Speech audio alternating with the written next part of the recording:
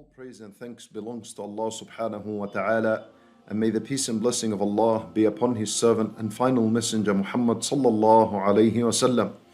As to what follows, my dear respected brothers and sisters in Islam, Assalamu alaikum wa rahmatullahi wa barakatuh. And in a few minutes, I wanted to take this opportunity to share with you a very important question, and that is, how does one achieve sincerity, honesty, and a present heart when he is making dua to Allah subhanahu wa ta'ala?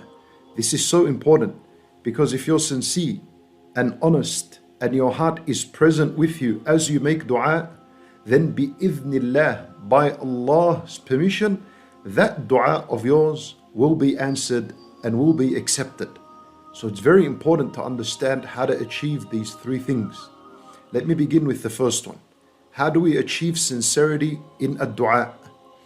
Sincerity, my brothers and sisters in Islam, means that you make this dua solely for the sake of Allah subhanahu wa ta'ala, and you do not involve anyone in this worship. So you're directing the worship of dua to Allah Azza wa Jal alone and no one else. This is how you achieve sincerity in a dua. You want Allah to hear you. You want Allah to reward you for your dua. You want Allah to answer your dua. You want Allah's appreciation. And you don't want the people. You don't want people's appreciation. You don't want the people's recognition. You don't want people to reward you for your dua, or to look at you and throw some comments and say, MashaAllah, look at this person making dua. You don't want this. When you direct the worship of dua to Allah alone, wanting Him subhanahu wa ta'ala and His pleasure, now you are sincere in your dua. And what helps you achieve sincerity in dua is the more you make dua in private, the more sincere you become. The more you make dua in private, the more sincerity there is in your dua. So when you make dua to achieve sincerity, number one, make sure that you're directing this worship only to Allah and you want Him to accept you. You don't want anyone's approval. And number two, hide it. Keep it away from public eye. Go into your own room, in your own corner, as much as you can. Make dua in private, because that is closer to sincerity. That is closer to sincerity. Not like what we see people today. They film themselves making dua and then they post it for the entire world to see. Where is the sincerity in that? It destroys sincerity, my brothers and sisters in Islam. For the more private your dua is, the much more sincere it's going to be. That's number one. That's how we achieve sincerity. Point number two, how do we achieve honesty in dua? That's very important. Honesty in dua, in other words, what are you going to ask Allah? Are you asking Him for forgiveness? Yani, are you really honest? Are you honest? You want Allah's forgiveness or not? That's what sincerity is. How do you achieve this? By selecting the times in where dua is accepted. When you select the times during the day and the night in where dua is accepted, that is you being honest, that you really want to ask Allah Azza wa Jal for whatever it is that you want of Him subhanahu, or from Him subhanahu wa ta'ala. So for example, waqtu sahar is a blessed time. It's an honest time. Waqtu sahar is the time just before adhan al-fajr. That's called waqtu sahar, when you're having suhoor. That time there, it is highly encouraged and recommended to make dua at that time, especially al-istighfar, to ask Allah Azza wa Jal for forgiveness and for His mercy, to say astaghfirullah. Why is that an honest time? Why? Because just before Fajr, which is still night time, this is a time in which people want to sleep. The body wants to sleep, the body wants to rest. But you preferred the love of Allah Azza wa Jal over the love of your own self. So you preferred to stand before the hands of Allah Azza wa Jal, begging Him for forgiveness and mercy, when in fact your body wanted to rest and sleep, just like most of creation and the majority of the world is doing, sleeping and resting at that time. So to achieve honesty in dua, for example, at the time of sahar, just before Fajr, When you get up and say, oh Allah, forgive me, astaghfirullah, when you say astaghfirullah at that time, you're being honest in your dua. Because that's a time in where your body wants to sleep, you want to rest. But you preferred Allah's love over what your body wants. So you got up and you asked Allah at that time to forgive you. Now you're being honest in your dua. Another time in which you can be honest in your dua, to achieve honesty in your dua, is between the adhan and the iqamah. And Nabi sallallahu alayhi wasallam teaches us that between the adhan and the iqamah, there is a moment of an accepted dua. Allahu Akbar. So if you're honest that you really want what you're asking Allah Azza wa Jal for, then don't waste that time. How is that an honest time? It's an honest time because when you hear the adhan, that is Allah calling you to come to the prayer. Allah is calling you. So you answer Allah's call and you go to the masjid. Now that you have answered Allah's call, Allah Azza wa Jal will answer your call. He will answer your supplication. This is why the dua between adhan and iqamah is an honest time. It's as though you're saying, oh Allah, I answered your call. I came to the masjid. I answered your call. You called me, hayya ala salah, come to pray. I answered this call. Now, oh Allah, answer my dua. Answer my dua. And you make dua at that time. Allahu Akbar. This is an honest dua. And for the sisters that are listening, that might ask, what about us if we were to pray at home? How can we achieve this accepted dua between adhan and iqamah?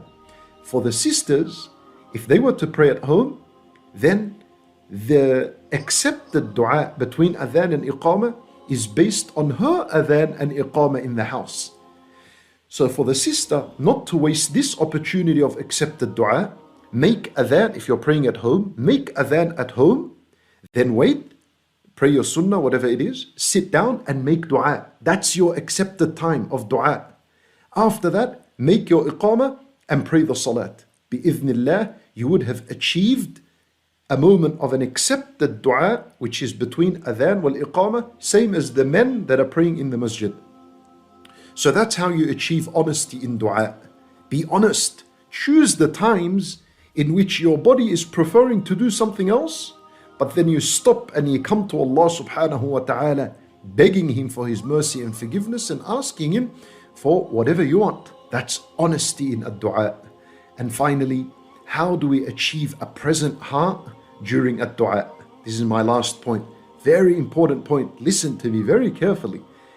And the dua, your heart needs to be present. And Nabi sallallahu alayhi wa sallam, he said, وَاعْلَمُوا أَنَّ اللَّهَ لَا يَسْتَجِيبُ مِنْ قَلْبٍ غَافِلٍ لَاهٍ. Nabi sallallahu alayhi wa sallam told us that you all better know that Allah does not answer the dua that is coming from a heart that is ghafil, heedless, lahin, distracted. What does this mean? It means in order for your heart to be present with a dua, you must keep away from two things: heedlessness and distraction. Now, what do these two things mean? If your dua is free of heedlessness and distraction, that means your heart is present as you're making a dua, and there is a high chance that this dua will be accepted and answered by Allah Azza wa Jal. So, how do we avoid being heedless? Listen very carefully. What does it mean? Do not be heedless and distracted when making dua. Heedlessness means when you do not recognize and acknowledge the greatness of Allah Azza wa Jal and the vastness, the greatness of His mercy and His forgiveness. So if you're making dua, oh Allah forgive me, but you're doubting in your heart, you're doubting, I doubt that's going to happen. How is Allah going to forgive me? Or if you're making dua and you don't recognize the greatness of Allah Azza wa Jal, you're in doubt. You're just saying, you know what, I'll try. I hear a lot of people speaking about how incredible a dua is, so let me just make dua. If you're doing that, meaning you are heedless, your heart is not present. As a result, that dua might not go through. You need to keep away from heedlessness. So when you're making dua, Don't be heedless. That means when you make dua, you say Allahumma ghfirli, and you acknowledge Allah is great. Allah's mercy is vast. It's huge. It encompasses all things. وَرَحْمَتِي وَسِعَتْ كُلَّ شَيْءٍ. Allah Azza wa Jal says, my mercy has encompassed all things. And you're a human being, you're a thing. So Allah Azza wa Jal has encompassed you and enveloped you in His mercy as well. Now, when your heart, the way you bring your heart present in a dua is you need to acknowledge Allah's greatness when you make dua. When you do that, you're no longer heedless. Remember, you need to keep away from heedlessness for your dua, for your heart to be present. And the second thing you need to keep away from when making dua, in order for your heart to be present, is lahin, distraction. What does distraction mean in dua? Distraction means that you say something, you do not know what it means. If you have a dua book and you're just reading through it, وَاسْلُلْ سَخِيمَةَ قُلُوبِنَا, you don't even know what this means, then your heart is distracted when making dua. Therefore your heart is not present. So most likely it will not be answered.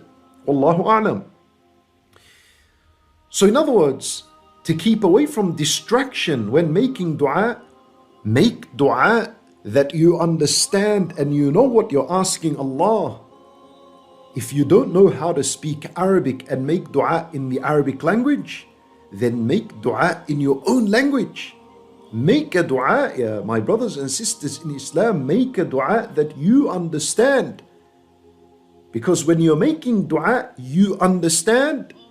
Now you are not being distracted in your dua, your heart is present. As a result, bi'idhnillah, this dua will be accepted. But this is very, very important for your heart to be present when making dua. Ask Allah Azza wa Jal in your own language. If you don't know how to make dua in Arabic, ask Him in your own language. And it's permissible even in salat, even in your sujood. And in ulama, rahimahumullah, they say, if you know how to make dua in Arabic, then you should only make dua in Arabic when in your salat, in your sujood. And if you don't know how to make dua in Arabic, then you can make it in your own language until you learn how to make dua in Arabic. For this is my brief, short message to you, my brothers and sisters in Islam. Take the opportunity of a dua in this blessed month of a dua. This is the month of Ramadan. It is the month of dua as well. This is why Allah subhanahu wa ta'ala mentioned the ayah of dua among the ayat of fasting. In Surah Al-Baqarah, there is a passage of fasting. It begins from ayah 183 and it continues for about 4 or 5 ayat. In between these ayat, there is an ayah called ayatul dua, an ayah that speaks about dua. The ulama rahimahumullah, they said the wisdom behind this is Allah teaching the servants that the best time to make dua is while you are fasting. And while you are fasting in Ramadan. Allahu Akbar. So my brothers and sisters in Islam, don't waste this opportunity. If you've come late to this live session, listen to this video again and I explain in it how you can achieve sincerity in dua, honesty in dua, and a present heart when making dua. May Allah subhanahu wa ta'ala answer all your dua. May Allah subhanahu wa ta'ala forgive our sins. May Allah subhanahu wa ta'ala forgive our shortcomings and grant us the paradise bi'idhnihi ta'ala. We ask Allah Azza wa Jal to bless us and to bless the remaining days of Ramadan for us. And we ask Him subhanahu wa ta'ala to allow us to catch Laylatul Qadr. And we ask Him subhanahu wa ta'ala to make Laylatul Qadr a source of blessing for us. إنه ولي ذلك والقادر عليه. وصلى الله وسلم وبارك على نبينا محمد وعلى آله وصحبه أجمعين. والسلام عليكم ورحمة الله وبركاته.